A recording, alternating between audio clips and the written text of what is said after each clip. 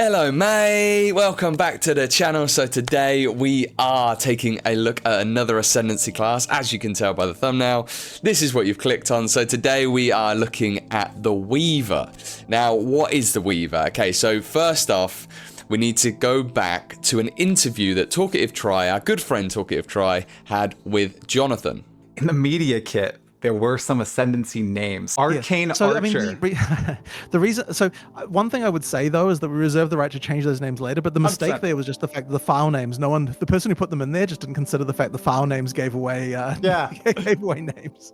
So we kind of got some confirmation that we might be getting something like an Arcane Archer Ascendancy class for the Ranger.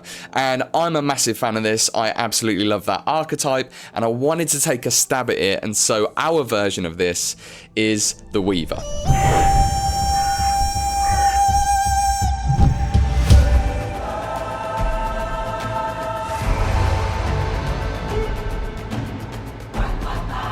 All right, hope you're digging the artwork, hope you're getting the vibe. So for this one, we're 11 of 36. We're chipping away, and this is the Weaver. What I'll do is I'll jump into the description. It is one thing to make the shot. It is another thing entirely to know what making the shot will mean.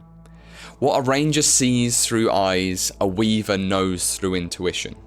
Diligent in their magecraft, discerning in their delivery, they draw upon an arsenal of enchantments to meet their needs. It has been rumoured that some make dark pacts with cursed quivers, whilst others suggest that they are travelling scouts for enigmatic archmages. How a Weaver gains their skill is rare information, though if you ever meet one, I wouldn't stick around to ask.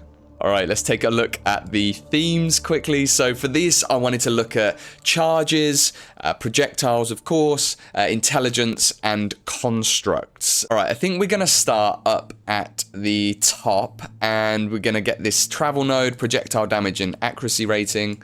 And then we've got a duo node here. So we've got Knowing Eye on the left and Ethereal Eye on the right. Let's start with Knowing Eye. You have seen the shot land, now fire. Enemies always take damage from your projectiles as the element they are least resistant to. Your projectiles cannot be blocked, and enemy evasion rating against your projectiles is unlucky.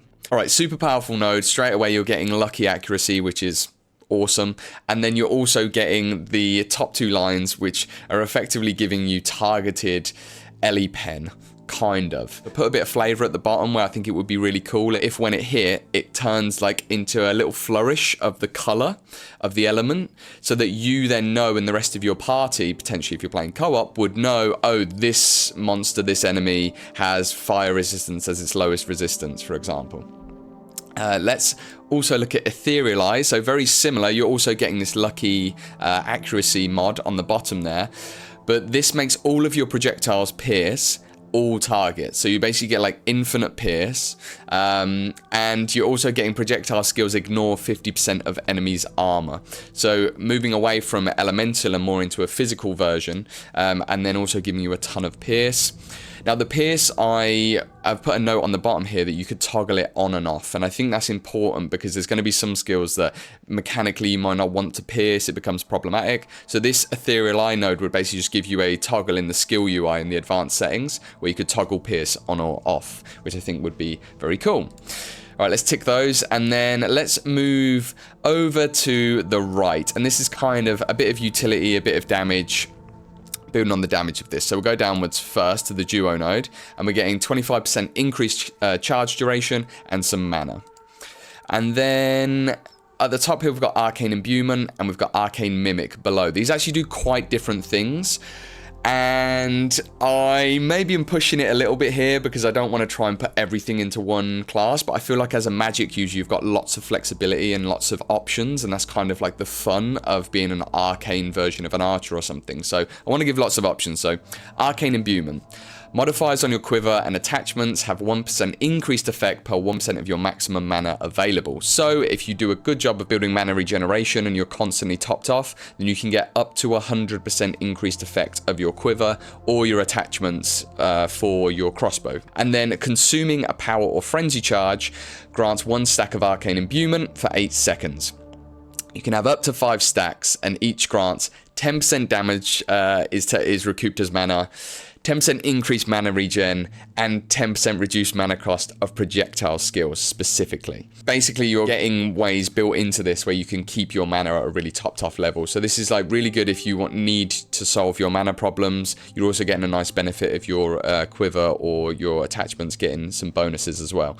That like 1%, it could be that you want to make that 1% increase effect per 2% mana, and then it only makes it 50% if it's too powerful. Again, numbers can be changed for balance. We're just having a bit of fun creating some concepts and doing our best to make them seem semi-reasonable. All right, let's move down to Arcane Mimic, and this is kind of like a mini headhunter style thing. I thought it'd be really cool if you can kind of steal some magical power from your target.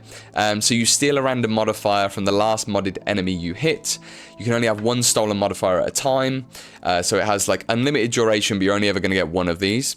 And you gain twice as many charges. And so this is if you're trying to fuel like different builds that are using a lot of charges, this would be the node to take for you. Plus you're getting this interesting, constantly gameplay changing thing where maybe you get a chaos mod or you get a fire resistance mod or whatever. It's just a fun flavored thing. I don't think it should be too powerful. Hopefully there's not any crazy mods in the game. I'm hoping Soul Eater is not in the game, otherwise this node can't be in it. It would just be silly. All right, let's take these two, and then we'll go up to the other tier 1 node here. So you're getting projectile speed and accuracy rating.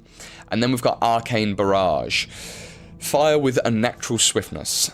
Barrage has a 30% reduced cooldown and triggers automatically when available. When cast manually, Barrage will consume all frenzy and power charges. Doing so spends 1 charge to bypass the cooldown and grants 1 additional skill use per additional charge consumed. So let's just take the first bit. Instead of you having to manually cast Barrage, you're getting it automatically triggered at a 30% reduced cooldown rate, so really powerful and just like constantly boosting you. But now if you are building charges and this is how you want to spend your charges, you're not using many other spenders, this is a way for you to basically get a mega barrage. Let's say you had 3 frenzy charges and 3 power charges, you could potentially get like a huge, like 8 skill use barrage or something like that. Now that's best case scenario, and there is an opportunity cost because you are spending your frenzy and power charges. But I think this is just awesome. Like, Barrage really sings to me as like something that would fit this archetype really well, and firing off a massive burst would feel just really powerful and thematic. And now let's go to the tier 2 node. So you're getting intelligence and dex for both of these, and then Arcane Accuity. So this, I was thinking like, I want to try and like maybe change the way the projectile behaviors are working and try and make them a little bit more magical or intelligent in some way. So arrows with at least 1 chain remaining can loop and retarget the same enemy if no others are available. Each time a projectile retargets the same target, it deals 70% less damage, and you gain +1 chain to your projectile skills. Let's ignore the bottom bit for a second and just look at this top bit. So the idea I was thinking is, how can you increase your single target damage and gain the benefit of some chain and make chain useful for single target? And what I was thinking is, it would be really cool if you've killed all the other enemies and you've got these chain benefits and you're seeing your arrows go through and then kind of do an arc back and keep hitting the enemy. Let's say you have like +2 chain on a single target skill. So let's say you had, like +2 chain, is chaining twice, you'd get 30% extra damage, and then you get 70 of that, which is like, I don't know, another like 7% extra damage or something. So you're getting like a pretty hefty multiplier if you've got some extra chains, but they're not going to run away. The bottom thing here is dexterity and intelligence grant each other's bonuses in addition to their own. So I think this is like super powerful, but also very thematic of this like dex in kind of theme. And yeah, it's basically meaning that your dexterity is also going to be giving you mana, and your intelligence is also going to be giving you accuracy rating, which I just think is really cool. It opens up some flexibility for how you want to build and use your passive tree nodes that you can now assign, your attribute nodes you can now assign to strength, int, or dex on the passive tree if you didn't know that. So yeah, fun. All right, now let's go into the defensive options, okay? So we'll go over to the left. We've got some increased evasion rating and some movement speed. And at the top here, we've got Wyld Mirror. If they can see me, I can see them. 50% chance to reflect projectiles, empowering them to deal 300% damage. you take 15% less projectile damage, and you take no damage from projectiles that are reflected. So you've got a 50% chance to basically reflect any projectiles that are coming towards you back at the target, and they are like souped up with damage. Now this 300% number, I have no idea. It just depends how the enemy damage is scaled to ours relatively, but whatever that number needs to be to make it feel impactful, that's what the number is. You're also just getting like a really solid layer of projectile mitigation. Now if you're getting swarmed and you're getting melee hit, it's not going to make any difference, but for projectiles in particular, I think this could feel very thematic. If you can stay out of melee, you're getting a huge benefit. You're essentially getting 50% projectile avoidance. You know, maybe this needs to go down to like 25%, again, numbers, but you can get the idea here. You're just like firing back these magically empowered versions of projectiles back to your enemies. I think it could be fun. All right, let's have a look at the other tier 1. Again, evasion and movement speed. And then we've got this duo node again on the bottom here. Now, this is two kind of versions of a similar thing here. So you're getting this mod, increases your evasion rating, also applied to your mana. You get that across both of these. But for Wyld Veil, you're gaining a unique effect for this one, which is your imbued footsteps are left behind you and linger for 3 seconds. So you can imagine it's kind of like an MTX that we have in PoE 1, but it actually does something. So enemies on your footsteps have 25% reduced movement speed, and their accuracy rating is unlucky if they've hit you recently whilst on your footsteps. So again, increasing your evasion rating, your effective evasion rating is lucky against these enemies that are kind of chasing you in theory, and they're slowed down, so you can get away a little bit easier, make some distance, and just like reset the fight essentially. Oh, I've put on the bottom here as well, your footsteps are visible, but they can be written by other footstep MTX and stuff like this. So I think it's really cool if we can make a lot of these ascendancy nodes, or if GGG, you know, for whatever ascendancies they're designing, it'd be wicked to see like visual changes to your character that would be toggleable in your MTX window maybe, or something like that. But yeah, if it enabled some kind of thing to visually separate the ascendancy as well, would be really cool. All right, Wyld Jolt is the other one. So you're getting that same top node, increased evasion, gives you increased mana. But when you're surrounded by more than 4 enemies, or when taking a savage melee hit, you emit a arcane nova that pushes back nearby enemies and electrocutes them. So essentially, it can't happen more than every 8 seconds as well. So this is like a bit of a, I guess like an oh crap button, really. It's not even a button, it just automatically triggers, but it's like not happening all the time, like your footsteps are. And this is more of a like powerful defensive moment that is just happening more infrequently. You're getting some pushback, and then you're going to shock them with electrocute, which is cool. All right, and then finally up on the left, we've got Wyld Mirage. And so you gain a Mirror Mirage if you have not been hit more than twice recently. Your Mirror Mirage duplicates all your projectile skills and deals 65% less damage. So this Mirror Mirage that you're creating from this benefits from Wyld Mirror, Wyld Veil, and Wyld Jolt if allocated. So it could be, you know, also leaving footsteps down, or it could be, you know, reflecting projectiles for you and things like that. Almost like a moon, you know, orbiting a planet, just kind of protecting you a little bit. It's basically Mirage Archer that's just set up as a standalone entity, and it's dealing 35% of your damage. That number could be 25%. You want it to feel impactful, you want it to feel useful. But if you're getting swarmed, then you're going to be losing your Mirage Archer. So the important thing here is if you've been hit more than twice recently, you don't have it. So you've got like this little buffer basically of doing more damage, kind of glass cannon style, but you've got to make sure you've not been hit a lot recently in order to get that. All right.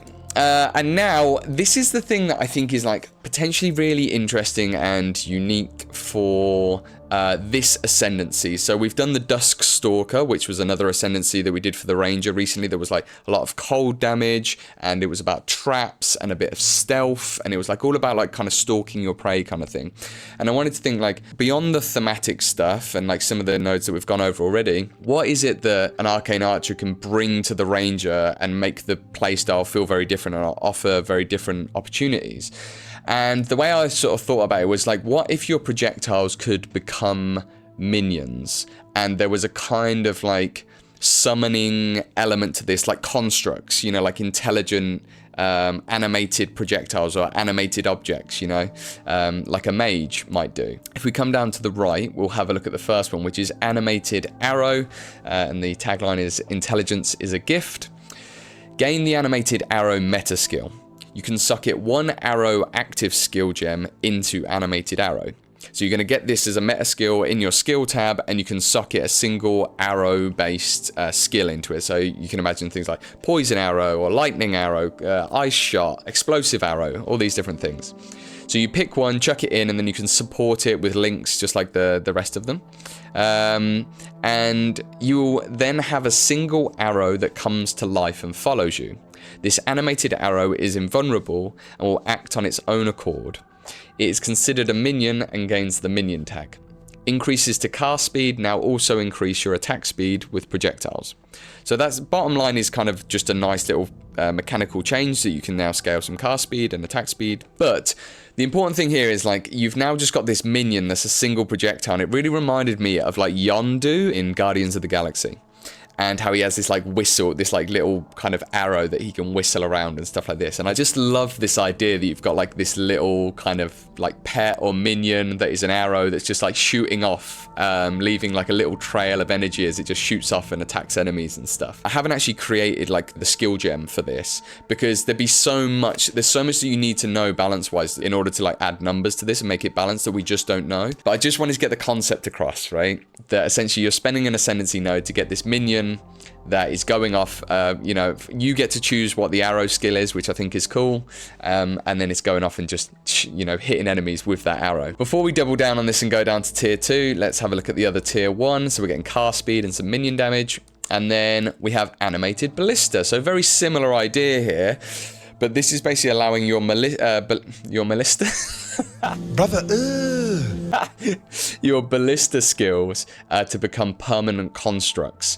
Now, what form this takes, I don't know, except for the artist. I was imagining they could be like these kind of bird-like constructs that are like, like a ballista, but they have wings or something. I don't know. I think it could be fun. You could play around with that. But yeah, they require 40 spirit each. So there's a spirit cost to these. So you can have as many as you want, but you're going to have to invest in spirit to scale them. Again, maybe this number needs to be more expensive. We'll see. But Ballista skills gain the minion tag and are considered minions, so you can support them with minion gems. They're affected by things that scale minions, maybe items, unique items, all that sort of stuff. And again, you get this line on the bottom, increases to cast speed, now also affect your attack speed. So the important thing about this line here is if you want it to be a hybrid where you're a spell user but also a bow user, this is practically now from your weapon setup in your 2 weapon slots, then this is giving you the opportunity to scale a load of cast speed and, that be affecting your wand, whatever skills you're using in your main hand. But then for the bow in the second weapon set, yeah, so many interesting ideas here, I think, that like builds you could come from this. Next.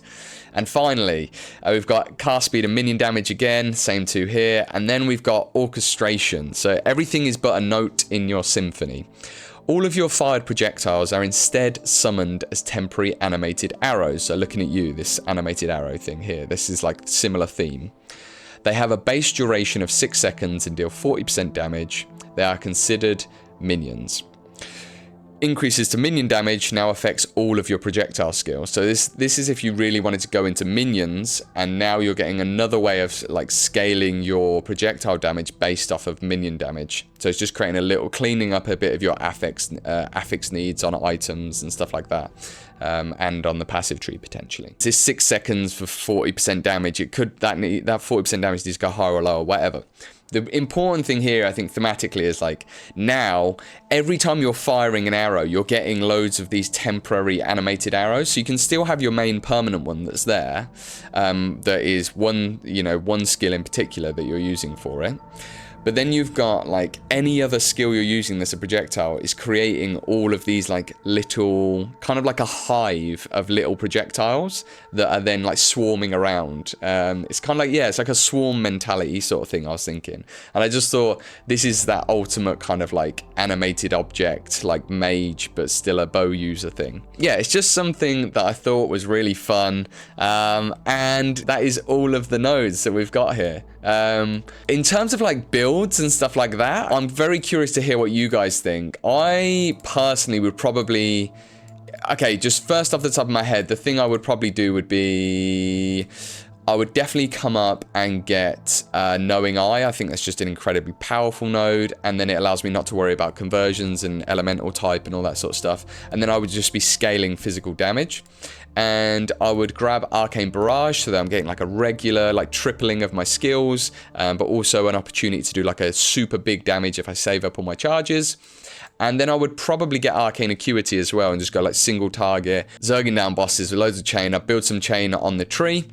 And then I think, oh, it's a tough one. It's a tough one. Either I'd pick up Wyld Veil, because I think that's just a really useful node, get some space between you and the enemy. Or I think I'd have to get Animated Arrow, just that Yondu like lifestyle, living that dream of like having a little pet, and I'd call him Smithy. And yeah, my little arrow buddy Smithy would just fly around, and I'd probably trigger something like Ice Shot off that, maybe with some hypothermia support and some, you know, freezing supports for another little defensive node. Yeah, that's what I'm going to go with anyway. You guys let me know what you would do in the comments below. I'm very curious. I wanted to just offer loads of interesting opportunities, as I'm trying to do with all of these designs. This is 11 of 36, so we've got a hell of a way to go, but I've got some more cooking, which is very exciting. I feel like the series is going from strength to strength. Like, loads of you guys have been commenting and getting involved, which is really exciting. If you are enjoying this stuff, then I would absolutely love it if you subscribed and hit the notification bell, and then you'll be notified. I'm going to be putting these out, trying to put one out every 3 days, which is incredibly ambitious, and I realize how silly it is that I said that. But at the same time, I'm having a blast doing it, and yeah, I don't know. Maybe we'll make it, maybe we won't, but we'll see. We'll have to wait and find out. All right. Thank you very much for watching. I'll see you in the next one. Ta-da.